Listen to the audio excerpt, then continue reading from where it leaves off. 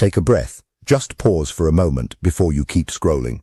Because if you ended up here today, that was not random at all. It was not a coincidence or some random glitch in your feed. Something deep inside you was searching for this message, and somehow it found its way back to you. So stay with me for a little while. I want you to think about that special person right now. Let their face come clearly into your mind, and notice what happens inside your body when you do. That soft pull in your heart.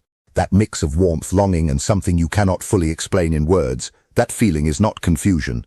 That is your heart recognizing something your mind is still trying to understand. Because this person is not just someone who randomly entered your life by chance. On a deeper level, something within you already feels familiar with them.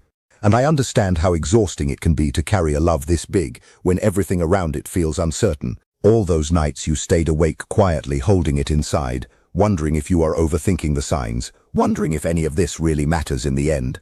It does matter more than you realize. You are not naive. You are not too emotional. You are not imagining things. You are in the middle of something that is becoming deeply meaningful, and that is exactly why it feels so heavy right now. If you feel strongly connected to someone even when it hurts, then this message is reaching you for a reason. What makes these connections so powerful is that they do not stay on the surface of who we are. They go deeper, into the parts of us we have spent years trying to control, hide, or simply survive with. People often think love should feel like calm after chaos, like finally reaching safe ground after struggling for a long time. But the connections that truly transform us often do not start that way. They arrive more like a storm before peace. They shake everything we buried inside. Old coping habits, emotional walls, pride, fear, survival patterns. And at first it feels less like healing and more like falling apart. When someone enters your life and touches places no one else ever reached, your usual defenses stop working. The person who always gave too much suddenly realizes how tired they are from constantly proving their worth and overgiving just to feel secure. They start questioning why love ever felt like something that must be earned through endless effort, patience, and sacrifice. That realization can be painful because it forces them to see that they were taught, directly or indirectly, that love is not guaranteed just for existing. At the same time, the other person often carries a different wound. Somewhere inside them, closeness became linked with fear, loss, or emotional pain. So when things get real, their nervous system sees intimacy as something overwhelming or unsafe. They pull away not because the connection is meaningless, but because the intensity feels too much to handle at once. On the surface, it looks like imbalance. One person reaching, the other stepping back. One trying harder, the other going silent. But underneath it is something more complex.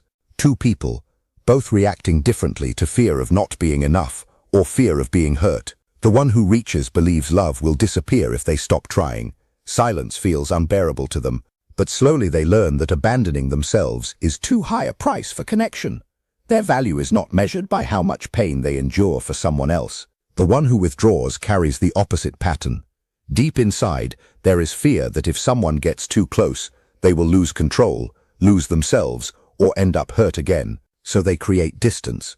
But that distance rarely brings peace. It brings confusion, guilt, loneliness, and a stronger awareness of the very feelings they are trying to avoid.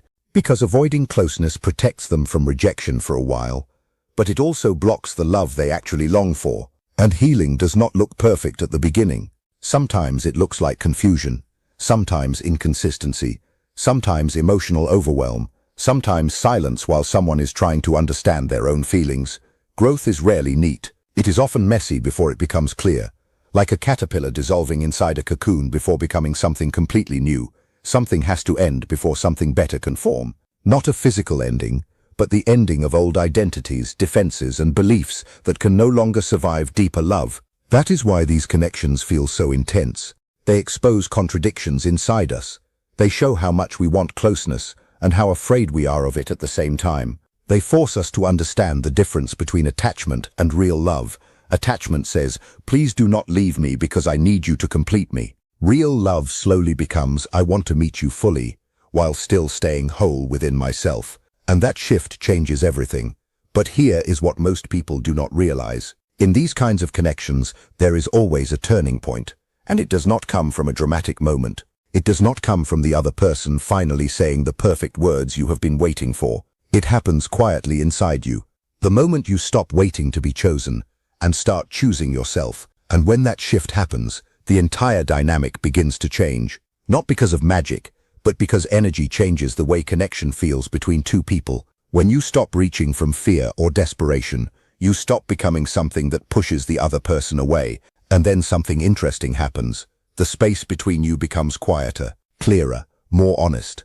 If you are ready, you may notice for the first time that the other person is left alone with what they actually feel, not their fear, not their avoidance, but what is really there underneath it all.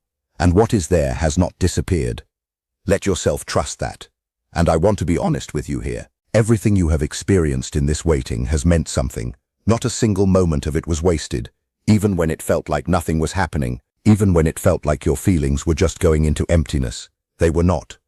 Love does not disappear just because it is not returned immediately. It transforms you. It shapes your capacity to feel, to care, to understand depth. Every night you thought about them, every moment you held it in silence, every time you questioned yourself. None of it was meaningless. And when you cry because something so right also feels so painful, that is not weakness. That is your heart refusing to give up on what it recognizes as important. Many people would have shut down by now.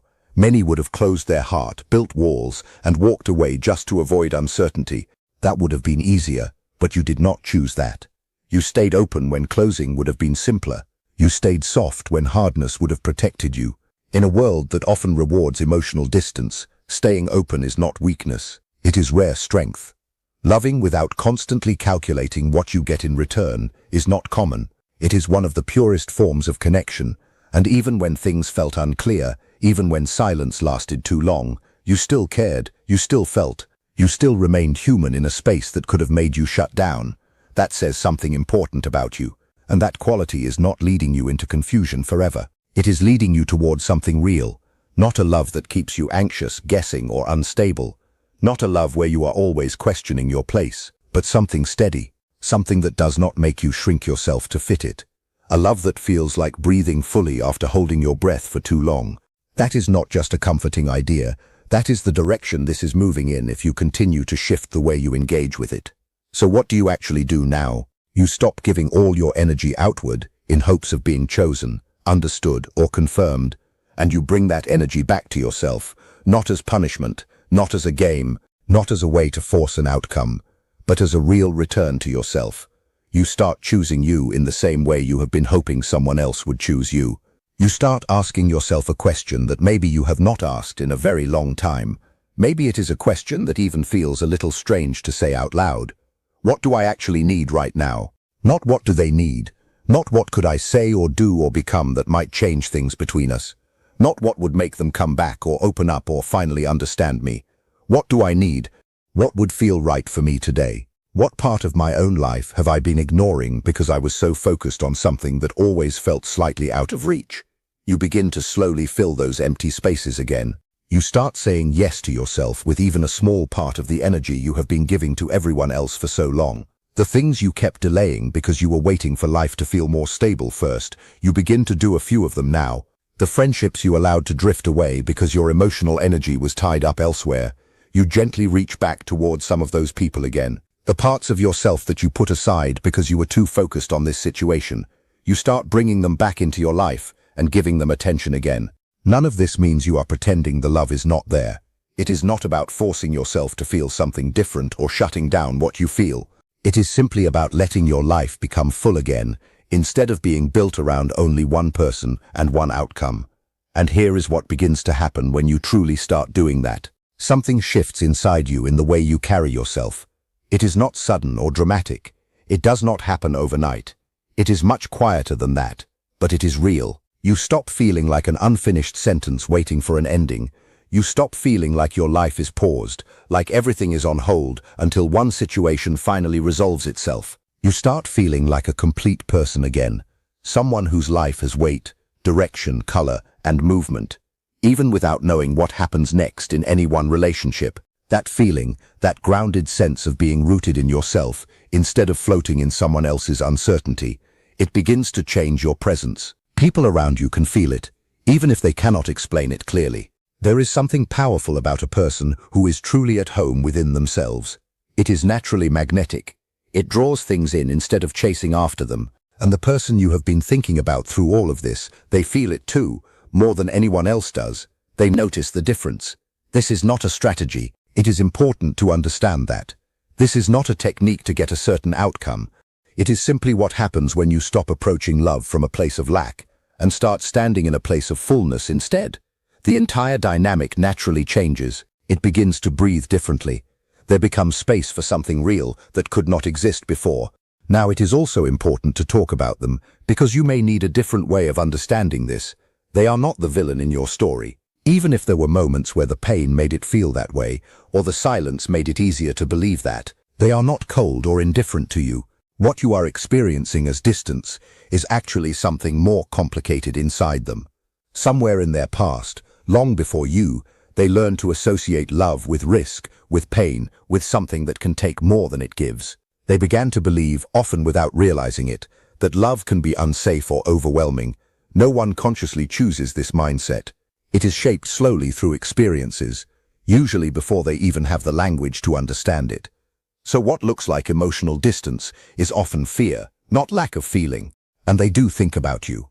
In quiet moments, when distractions fade, when everything slows down, you still come into their mind.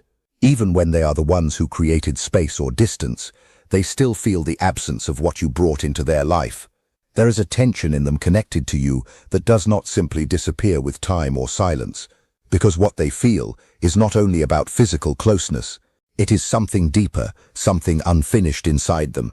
But that unfinished part is not yours to fix. You cannot heal it for them, no matter how much you care or how clearly you can see what they are struggling with. That is their path to walk, not yours. What you can do, and what actually has power here, is to refuse to let their fear define your worth. You do not have to absorb their confusion or emotional distance as proof that something is wrong with you. You can hold yourself with dignity, with steady self-respect, and with love for your own life. And when you do that, if they ever come through their own process, they will meet you differently. Not as someone waiting, not as someone drained by uncertainty, not as someone needing validation, but as a whole person standing fully in their own life. Now close your eyes for a moment and imagine something closer than you think. You wake up and notice something immediately feels lighter. That heaviness you have been carrying in your chest for so long, the one you almost got used to, is not there in the same way anymore. Not because you stopped caring, not because you forced yourself to detach, but because something inside you has settled. Because what felt unresolved has finally found a place within you. Now imagine looking at this person and seeing something different in them too. Not confusion, not emotional distance, not inner conflict showing through their eyes. Instead, there is calmness, a quiet peace. The kind of presence that comes when someone is no longer divided inside themselves. Imagine a love that does not make you anxious at night. A love where you are not constantly replaying conversations, wondering what went wrong or what you should have done differently. A love where your nervous system can finally relax instead of staying on alert. A love where you are not questioning your worth anymore. Not because you had to prove it, but because you are with someone who sees it naturally. Without hesitation, every part of you is seen. The parts you are proud of and the parts you are still working on, and you are not chosen in spite of them, but with them included. This is not a fantasy made to comfort you. This is what naturally happens when two people stop carrying unresolved wounds into each other's lives and instead do the inner work needed to show up fully. That is what is being shaped right now, even in uncertainty and waiting and emotional difficulty. Every day you choose yourself instead of falling into fear, you are building something stronger within your own life. Do not let this in-between stage convince you that your destination is not real. The middle is always the hardest part, the most unclear part, the part where everything feels uncertain. But it does end. You are not late. You are not broken. You are not missing your chance at love while others seem ahead. You are in the middle of a deep transformation that is quietly reshaping your entire life. Your story is not ending. It is still being written in the small choices you make every day.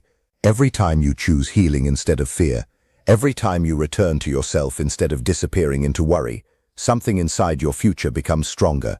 Keep going, not because everything is clear right now, but because what belongs to you does not disappear just because of distance, delay, or confusion. What is meant for you stays aligned with you through everything. And if this message reached you deeply, take a moment to reflect on what part of it felt most true for you, and let yourself come back to your own life again, piece by piece.